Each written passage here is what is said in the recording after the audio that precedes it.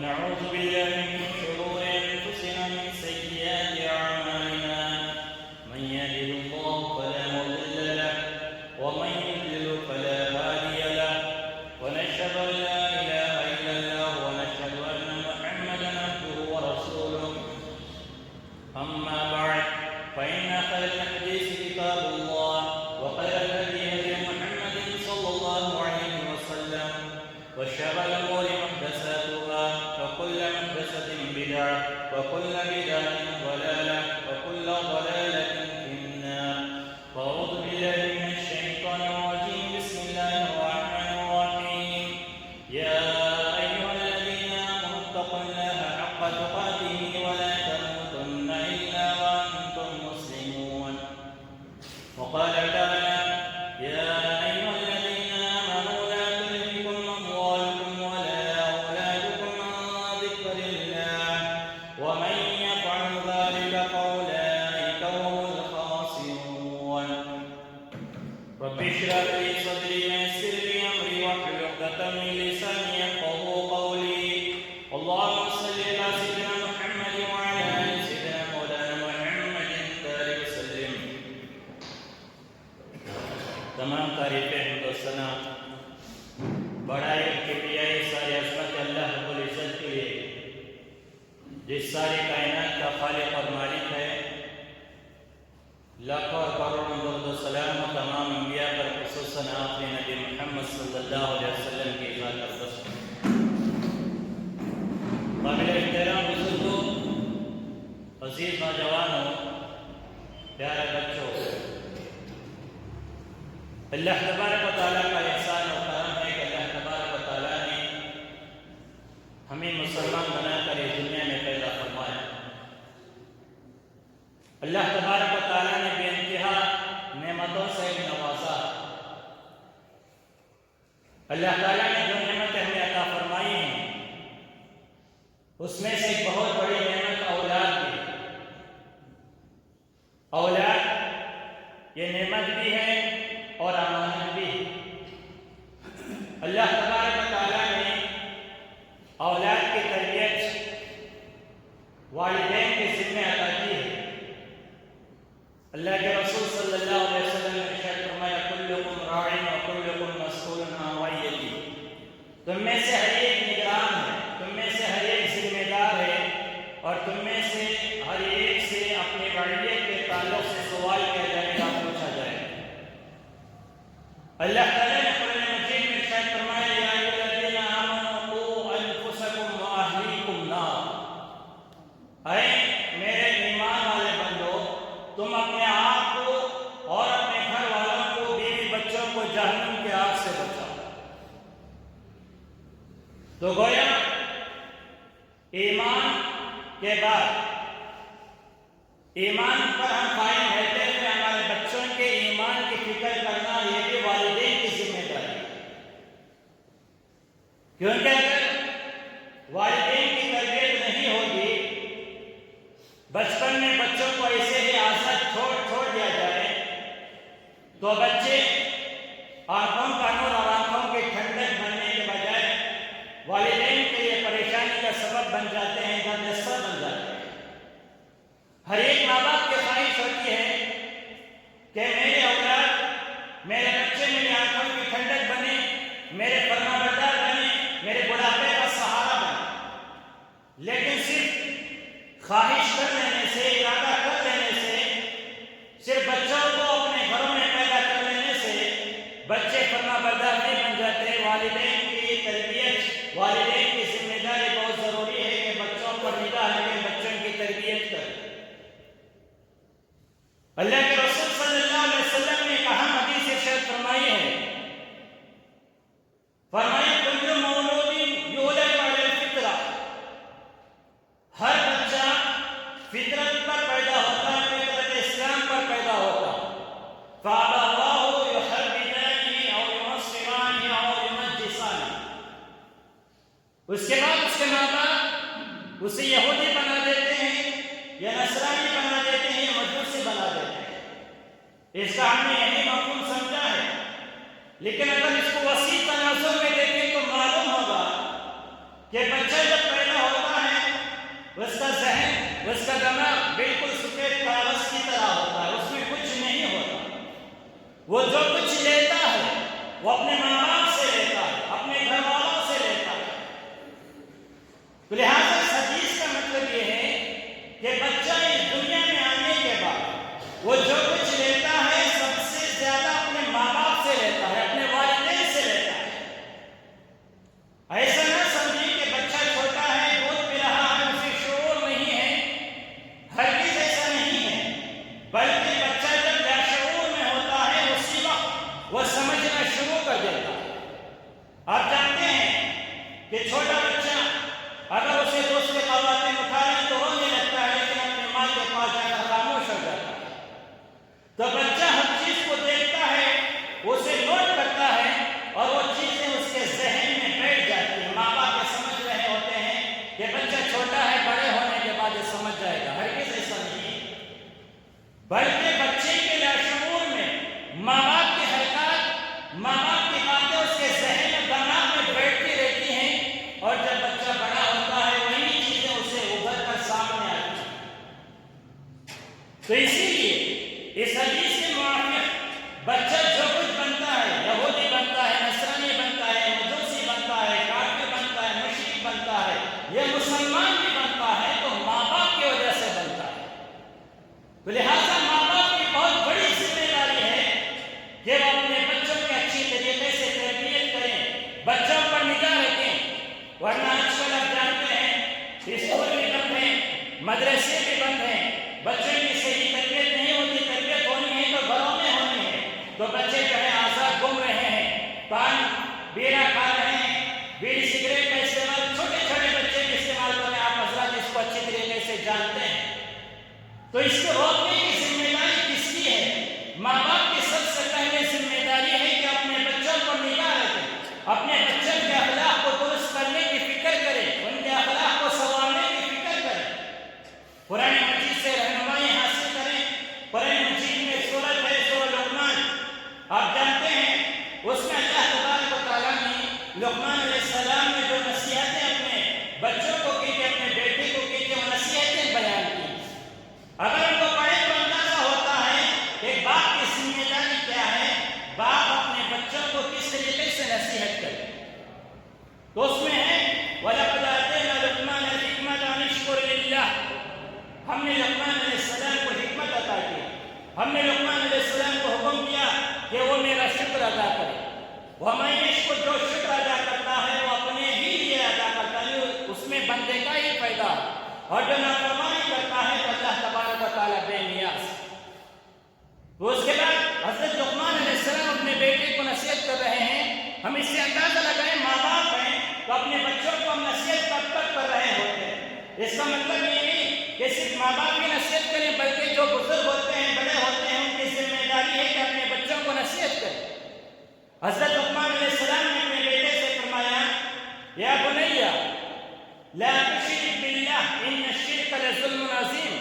سب سے پہلے نصیحت حضرت لقمان علیہ السلام نے اپنے بیٹے کو کیا، عقیدہ ان کا درست کیا، اپنے بیٹے کا عقیدہ درست کیا، عقیدے کے بارے میں سمجھایا کہ بیٹا اللہ تعالیٰ کے ساتھ کسی کو شریک نہیں کرنا، اللہ تبارک و تعالیٰ کے ساتھ کسی کو شریک نہیں کرنا. یعنی تمہیں جو کچھ ماننا ہے اللہ تبارک و تعالیٰ سے ماننا، سجدہ کرنا ہو اللہ تبارک و تعالیٰ کے آگے، رکوع کرنا ہو اللہ تبارک و تعالیٰ کے آگے، رزق مانگنا ہو اللہ تبارک و تعالیٰ کے آگے، ہر چیز تمہیں دینے والے اللہ تعالیٰ ہے. تو یہ بات ہم اپنے بچوں کے ذہنوں میں بٹھائیں، اس کو بار بار دہراتے رہیں، کیونکہ آج کل ہم دیکھ رہے ہیں اسکول بھی نہیں، جیسا کہ میں نے کہا مدارس میں بھی ابھی بند ہیں. تو اس دوران جو ہے بچے جو ہے دوسروں سے، باہر کے ماحول سے زیادہ اثر قبول کرتے ہیں. تو لہٰذا ان کا عقیدہ درست کرنے کی ضرورت ہے. یا بنی لا تشرک باللہ، اے بیٹے اللہ تعالیٰ کے ساتھ کسی کو شریک نہیں کرنا، کیونکہ شرک جو ہے بہت بڑا ظلم ہے. اس کے بعد اللہ تبارک و تعالیٰ نے 2 آیتوں میں اولاد کو حکم دیا ہے کہ اپنے ماں باپ کی اطاعت کریں، ماں باپ سے محبت کریں، ماں باپ کی خدمت کریں. وَوَصَّيْنَا الْإِنسَانَ بِوَالِدَيْهِ حَمَلَتْهُ أُمُّهُ وَهْنًا عَلَىٰ وَهْنٍ وَفِصَالُهُ فِي عَامَيْنِ أَنِ اشْكُرْ لِي وَلِوَالِدَيْكَ. ماں کے تعلق سے فرمایا وَوَصَّيْنَا، ہم نے نصیحت کی ہے انسانوں کو، بچوں کو، اولاد. اس کا یہ مطلب نہیں کہ بچے چھوٹے ہوں تبھی اپنے ماں باپ کی خدمت کریں، بلکہ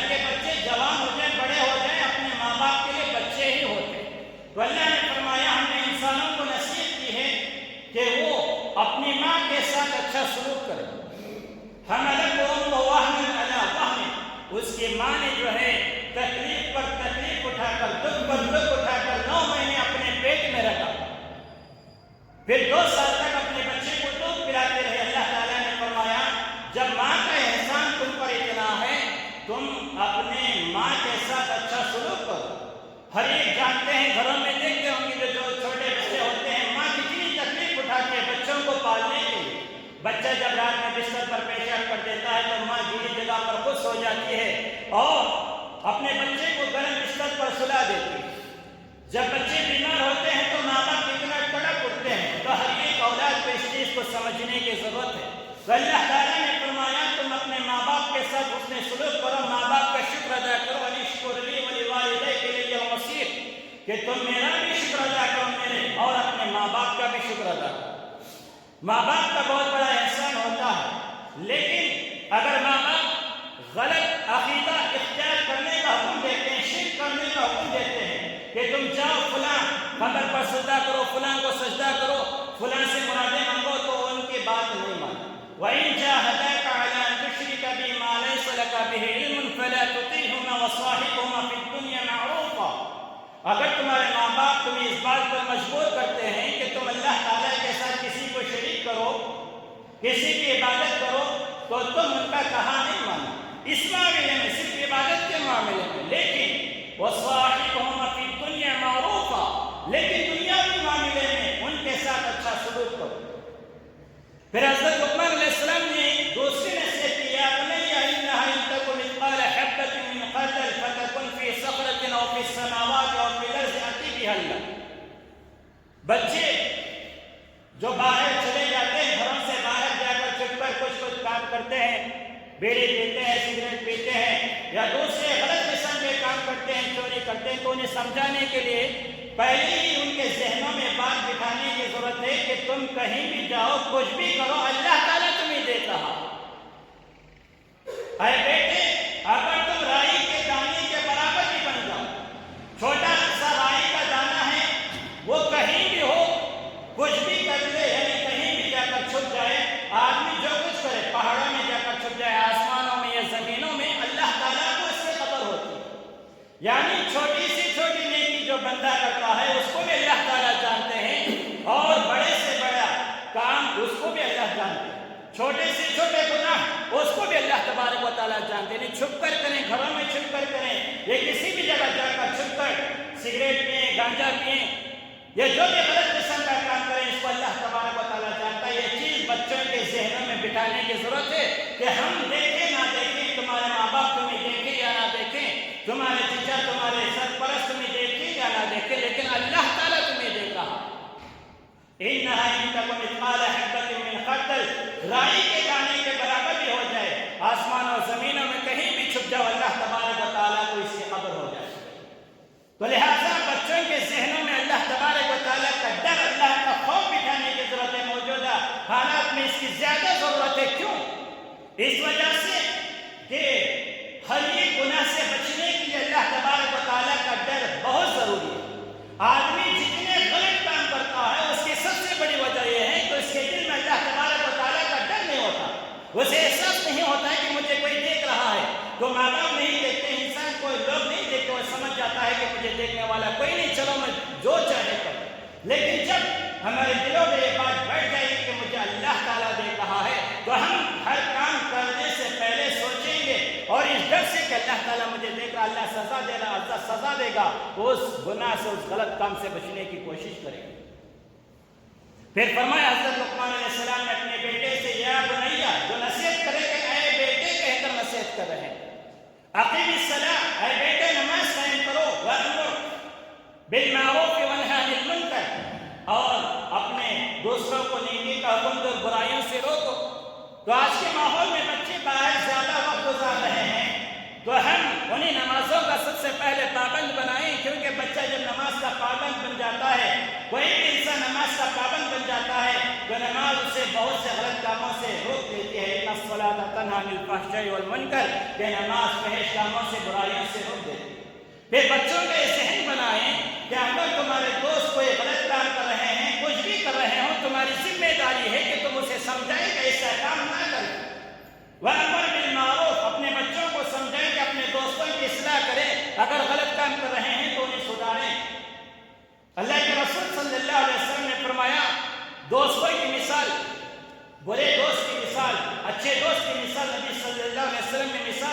سمجھائیے کہ اچھی دوست کی مثال عطر بیچنے والے کی طرح ہے. اگر آپ اس کے پاس گئے تو یا تو آپ کو عطر تحفے میں دے گا یا آپ اسے خریدیں گے یا اس کی کم از کم خوشبو سے آپ جو ہے اپنے ذہن کو معطر کریں گے. اس کے برعکس اچھے دوست کی مثال اس طریقے سے ہے اور برے دوست کی مثال نبی صلی اللہ علیہ وسلم نے فرمایا بھٹی جھونکنے والے کی طرح ہے. لوہا پھوٹ کر جو کام کرتا ہے اگر بندہ اس کے پاس جائے تو اس سے کوئی چیز لے نہ لے لیکن اس کے دھواں سے اسے تکلیف ہوگی, دھواں پہنچے گا, اس کے کپڑے اس کے گندے ہو جائیں گے. تو لہٰذا بچے ہمارے کن لوگوں کے ساتھ دوستی کر رہے ہیں, کن لوگوں کے ساتھ ان کا اٹھنا بیٹھنا ہے, اس پر نگاہ رکھنا ضروری ہے. کیونکہ زیادہ تر بگڑنے کا سبب کیا ہے, بگڑنے کی وجہ جو ہے وہ برے دوست ہوتے ہیں. شیخ سعدی رحمۃ اللہ علیہ فارسی میں ایک شعر کہتے ہیں, مقولہ کہتے ہیں, صحبت صالح ترا صالح کند, صحبت طالح ترا طالح کند. یعنی اچھے لوگوں کی صحبت سے انسان اچھا ہو جاتا ہے لیکن برے لوگوں کی صحبت سے, ان کی دوستی اختیار کرنے سے اچھا آدمی بھی برا بن جاتا ہے. مثال اگر آپ قرآن مجید میں دیکھیں آپ کو معلوم ہوگا حضرت نوح علیہ السلام نے جو ہے 950 سال تک تبلیغ کی ہے. تبلیغ کی عمر 950 سال, ان کی عمر تو 1000 سال سے زیادہ ہے. لیکن ان کا بیٹا جو ہے بری صحبت میں پڑنے کی وجہ سے, برے دوستوں کے ساتھ, برے لوگوں کے ساتھ رہنے کی وجہ سے نبی کا بیٹا ہے لیکن نبی پر ایمان نہیں لایا تو عذاب میں مبتلا ہو گیا. اللہ تعالیٰ نے عذاب نازل فرمایا تو اس میں نوح علیہ السلام کا بیٹا بھی شامل ہو گیا. اس کے برعکس سورہ کہف آپ پڑھتے ہیں, جمعہ کے دن سورہ کہف پڑھنے کی فضیلت ہے. کہف غار والوں کا واقعہ ہے.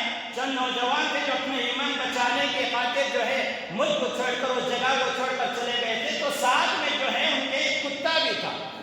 تو قرآن مجید میں اس کتے کا بھی تذکرہ ہے کہ کتے نے جا کر ان کے ساتھ گئے اور جا کر ان کی حفاظت کی. کہ وہ 3 آدمی تھے, 4 آدمی کا کتا تھا, 4 آدمی تھے, 5 آدمی کا کتا تھا. یعنی نیک لوگوں کے ساتھ رہنے کی وجہ سے نیک لوگوں کے ساتھ اس کا تذکرہ ہوا. تو اسی طریقے سے اگر ہمارے بچے برے بچوں کے ساتھ مل جائیں گے, نشہ کرنے والوں کے ساتھ, گانجا استعمال کرنے والوں کے ساتھ مل جائیں گے تو اسی طریقے سے وہ بھی استعمال کرنے لگ جائیں گے. پین بیڑا چھوٹے موٹے تمبا کو استعمال کرتے کرتے بڑے نشے کی چیزوں کی طرف بڑھ جائیں.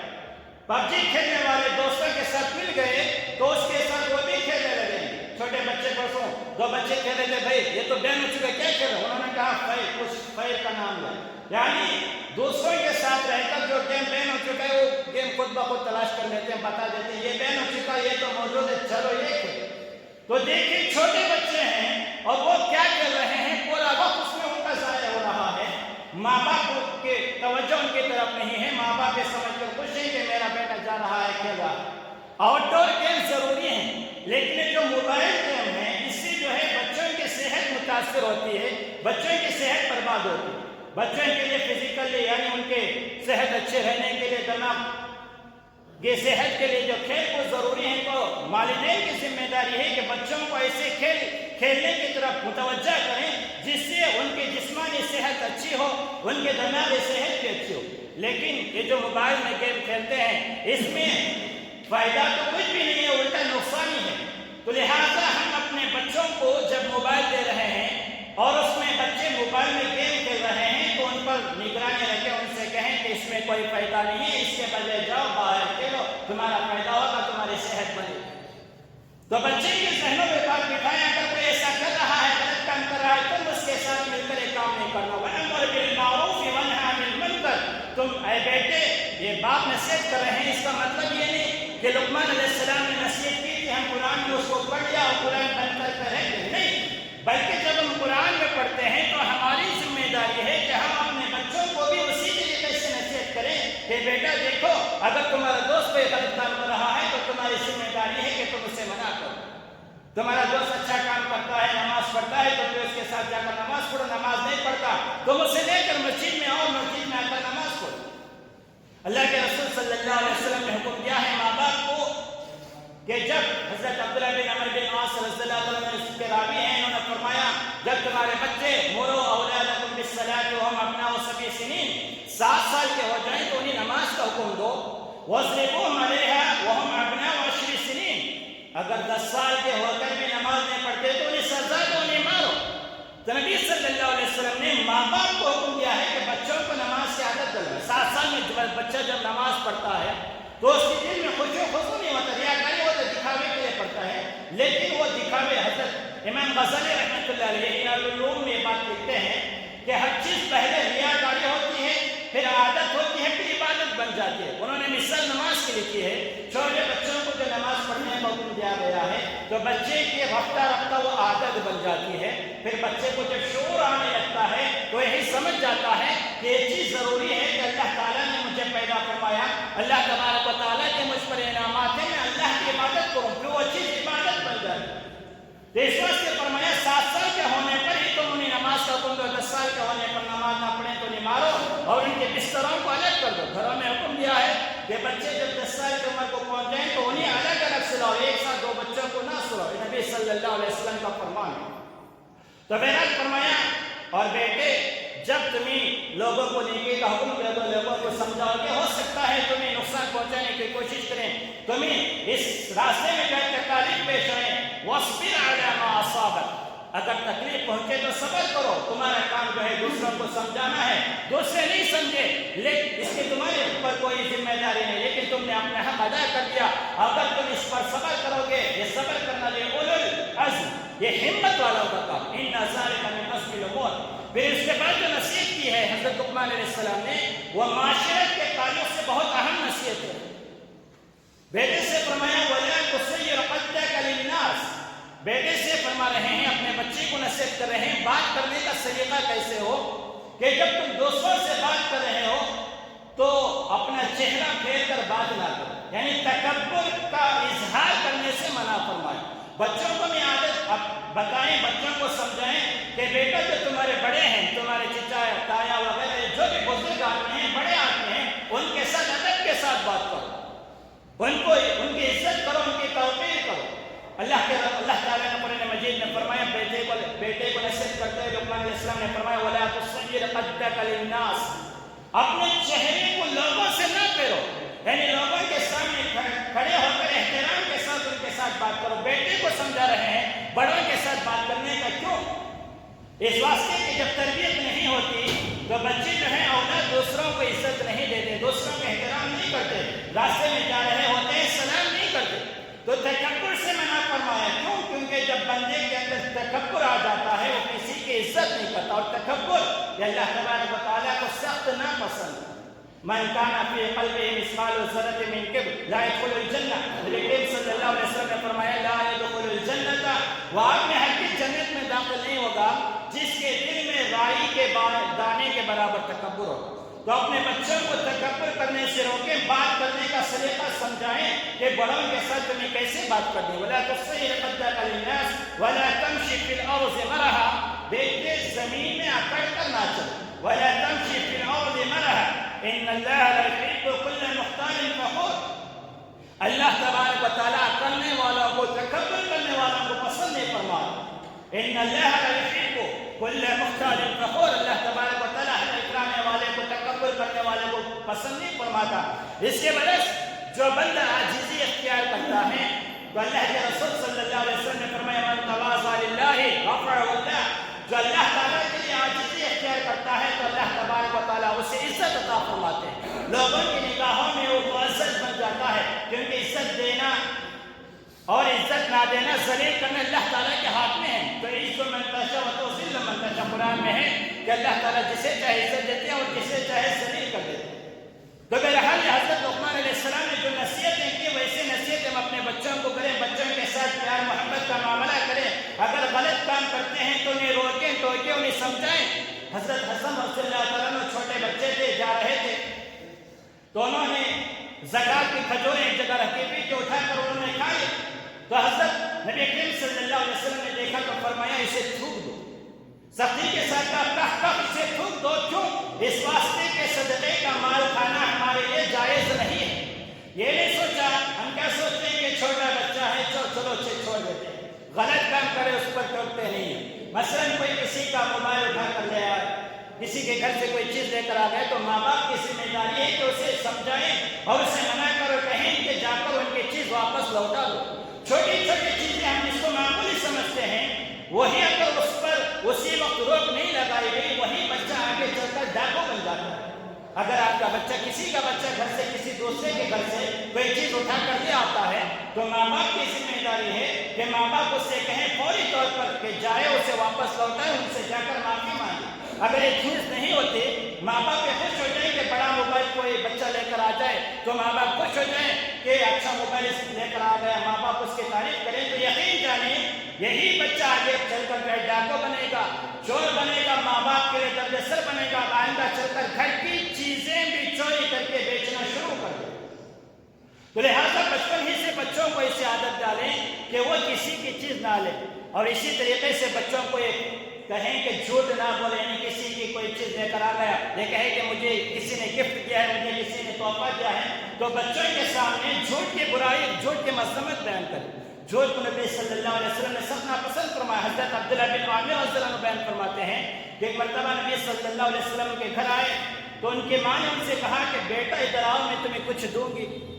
تو نبی صلی اللہ علیہ وسلم نے ان سے پوچھا کہ تم اپنے بچے کو کوئی چیز دینا چاہ رہی تھی، ایسے ہی تم نے بلا لیا؟ تو حضرت عبداللہ بن عامر رضی اللہ عنہ کی ماں نے کہا کہ میں اپنے بچے کو کھجور دینا چاہ رہے ہیں۔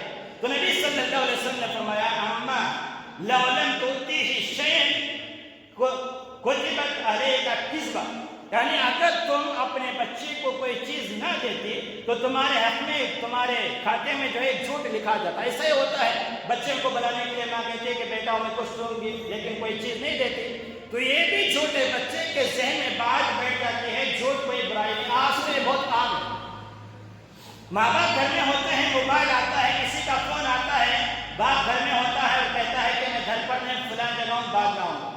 ماں کو بھی، ماں کے پاس فون آتا ہے، ماں کہتی ہے کہ میں مصروف ہوں، میں فلاں جگہ موجود ہوں، تو بچہ اس کو آبزرو کرتا رہتا ہے، دیکھتے رہتا ہے کہ میری ماں نے جھوٹ بولا ہے کہ ماں جو ہے گھر میں موجود ہے، ماں مصروف نہیں ہے۔ ماں اگر کوئی کام کتاب نہیں پڑھ رہی تو ماں کہتی ہے کہ میں مصروف ہے، باپ کہتا ہے کہ میں مصروف ہوں، بیٹا دیکھتا ہے باپ تو مصروف نہیں ہے، بیکار بیٹھا ہوا ہے۔ تو یہ چیز جو ہے بچوں کے ذہن میں بیٹھ جاتی ہے کہ جھوٹ بولنا کوئی برائی نہیں ہے، یہیں سے بچہ جو ہے جھوٹ بولنا سیکھ لیتا ہے۔ تو دیکھیں نبی صلی اللہ علیہ وسلم نے چھوٹی سی چیز کی طرف توجہ دلائی۔ حضرت عبداللہ بن عامر رضی اللہ عنہ کی ماں سے فرمایا اگر تم اپنے بچے کو بلا دے کوئی چیز نہ دیتے تو تمہارے حق میں جھوٹ لکھا جاتا۔ تو ہمیں سے کتنے جھوٹ بولتے ہیں، اپنے بچوں کو ہلاک کرنے والے ہم خود ہوتے ہیں۔ تو لہٰذا ماں باپ کی ذمہ داری ہے، جیسا کہ کہا کہ بچہ جو ہے فطرت اسلام پر پیدا ہوتا ہے، اس کا دماغ بالکل سادہ رہتا ہے، تو ماں باپ بچوں کے سامنے جو باتیں کرتے ہیں، جو کام کرتے ہیں، ماں باپ شوہر بیوی کو گالی دیتا ہے، بیوی شوہر کو گالی دیتے ہیں، تو یہ بچے دیکھتے ہیں، انہی گالیوں کو بچے بھی دہرانے لگتے ہیں۔ نبی کریم صلی اللہ علیہ وسلم نے فرمایا کہ سب سے بڑا گناہ جو ہے اپنے والدین کو گالی دینا ہے، ماں باپ کو گالی دینا۔ صحابہ نے پوچھا اللہ کے رسول وہ اپنے ماں باپ کو کیسے گالی دے گا؟ تو نبی صلی اللہ علیہ وسلم نے فرمایا تم کسی کے ماں باپ کو گالی دو گے تو بدلے میں وہ تمہارے ماں باپ کو گالی دے گا۔ تو جب ماں باپ ایک دوسرے کو ماں باپ کی گالی دے رہے ہوتے ہیں، بچہ وہی سیکھتا ہے، باہر جاتا ہے، دوستوں کے ساتھ جاتا ہے، جب گالیوں کا تبادلہ ہوتا ہے وہ بھی ماں باپ کی گالی دیتا ہے۔ سبب کون بن رہے ہیں؟ ماں باپ بن رہے ہیں۔ تو لہٰذا ان چھوٹی چھوٹی چیزوں کو ہم چیزیں چھوٹے سمجھتے ہیں، وہی چیزیں جو ہیں بچوں کے ذہنوں میں بیٹھ جاتی ہیں اور بچوں کے بگاڑ کا سبب بن جاتی ہیں۔ تو لہٰذا بچوں کو اچھا بنانے کے لیے، بچوں کی تربیت کے لیے والدین کا اچھا بننا ضروری ہے۔ اللہ تعالیٰ نے قرآن مجید میں ارشاد فرمایا وَأْمُرْ أَهْلَكَ بِالصَّلَاةِ وَاصْطَبِرْ عَلَيْهَا، کہ تم اپنے گھر والوں کو نماز کا حکم دو، تم خود بھی اس کی پابندی کرو۔ تو بچہ باپ اگر بیٹے سے کہتا ہے کہ بیٹا مسجد میں جاؤ نماز پڑھو اور خود بیٹھ کر بیڑی پھونک رہا ہوتا ہے، سگریٹ پی رہا ہوتا ہے، تو بچے کے ذہن میں بات نہیں بیٹھتی۔ بچہ سمجھتا ہے کہ باپ نہیں پڑھتا تو میں کیوں پڑھوں، تو اس کی اہمیت اس کے دل میں نہیں بیٹھتی۔ تو لہٰذا ماں باپ کی ذمہ داری ہے باپ اپنے بیٹے کو مسجد میں لائے، نماز پڑھائے، ماں کی ذمہ داری ہے جب نماز پڑھتی ہے اپنی بیٹی کو ساتھ لے کر نماز پڑھے، یہ والدین کی ذمہ داری ہے۔ کلکم راع، تم میں سے ہر ایک ذمہ دار ہے، نگران ہے۔ باپ اپنے گھر کا ذمہ دار ہے، اس کے گھر والوں کے تعلق سے پوچھا جائے گا۔ پھر فرمایا عورت بھی اپنے گھر کی ذمہ دار ہے، اس سے جو ہے اس کے شوہر، اس کے بچوں، اس کے مال کے تعلق سے پوچھا جائے گا۔ تو ہر ایک سے جو اللہ تبارک و تعالیٰ قیامت کے دن سوال کریں گے۔ تو لہٰذا ہم میں سے ہر ایک کی ذمہ داری ہے کہ جو نعمت اللہ تعالیٰ نے ہمیں دی ہے اس نعمت یعنی اولاد کی قدر کریں، اولاد کے حق میں دعائیں بھی کرتے رہیں۔ یاد رکھیں مرنے کے بعد ہم چاہتے ہیں کہ ہمارا انجام اچھا ہو، آخرت میں ہمیں جنت ملے، جنت میں ان سے درجات ملے، تو ہم اپنے بچوں کو نیک بنانے کی فکر کریں، کیونکہ اللہ کے رسول صلی اللہ علیہ وسلم نے فرمایا اذا مات الانسان انقطع عمله الا من صدقة جاریہ او علم ينتفع به او ولد صالح يدعو له۔ انسان جب مر جاتا ہے تو عمل کا سلسلہ اسی دنیا میں ختم ہو جاتا ہے، تین چیزوں کا ثواب ملتے رہتا ہے، ایک صدقہ جاریہ یعنی لوگوں کی بھلائی، ایسا علم چھوڑا جس سے دوسرے پیدا ہوتا رہے ہیں، یہ نیک اولاد جو ماں باپ کے مرنے کے بعد ماں باپ کے حق میں دعائیں کرتی ہے، تو اس کا ثواب بھی ماں باپ کو مرنے کے بعد بھی ملتا ہے۔ آپ نے اپنے بچے کی دنیا کی فکر تو کر لی، آپ نے انجینئر بھی بنا دیا، ڈاکٹر سب کچھ بنا دیا، لیکن باپ نے بچوں کو اپنی نماز نہیں سکھائی، دعائیں نہیں سکھائی، تو بڑا ہو کر آپ کے جنازے کی نماز بھی نہیں پڑھ سکتا۔ تو بتائیے آپ کا اتنے روپے خرچ کرنے کا فائدہ کیا ہوا؟ آپ نے اچھے اچھے کپڑے دلوا دیے، اچھے اچھے غذائیں اپنے بچے کو دلوا دی، کھلا دیں، لیکن آپ نے اپنے بچے کی دینی تعلیم کی فکر نہیں کی۔ وہ بچہ آگے چل کر جب آپ کی جنازے کی نماز نہیں پڑھ سکتا، آپ کے حق میں دعا نہیں کر سکتا، دوسرے لوگ آپ کے حق میں کیا دعا کریں گے؟ یعنی میرا بیٹا جب میرے حق میں دعائیں نہیں کرے گا، دوسرے میرے لیے کیسے دعائیں کریں گے؟ تو لہٰذا ہمیں چاہتے ہیں کہ ہم آخرت میں مرنے کے بعد بھی ہمیں ثواب ملتا رہے، ہماری زندگی جو ہے اچھی گزرے، ہم اپنے اولاد کو دیندار بنانے کی فکر کریں اور دعائیں بھی کریں جو دعا قرآن مجید میں ربنا هب لنا من ازواجنا وذرياتنا قرة اعين واجعلنا للمتقين اماما۔ اللہ تبارک و تعالیٰ میرے بیوی بچوں کی میری آنکھوں کی ٹھنڈک بنا اور مجھے نیک لوگوں کا پیشوا بنا، امام بنا۔ یعنی مطلب یہ ہے کہ ہم اپنے اولاد کو نیک بنائیں، متقی بنائیں، پرہیزگار بنائیں۔ اللہ تعالیٰ سے دعا ہے کہ اللہ تبارک و تعالیٰ ہم تمام کو اولاد کی صحیح تربیت کرنے کی توفیق عطا فرمائے، اور اولاد اللہ تبارک و تعالیٰ جن کے بھی اولاد ان تمام اولاد کو نیک اور صالح بنائے، اور اولاد کو جو ہے والدین کی قدر کرنے، والدین کی خدمت کرنے کی توفیق عطا فرمائے، آمین۔ بارک اللہ لنا ولکم فی القرآن العظیم ونفعنا وإياکم بالآیات والذکر الحکیم، انہ تعالیٰ جواد کریم ملک بر رؤوف رحیم حلیم۔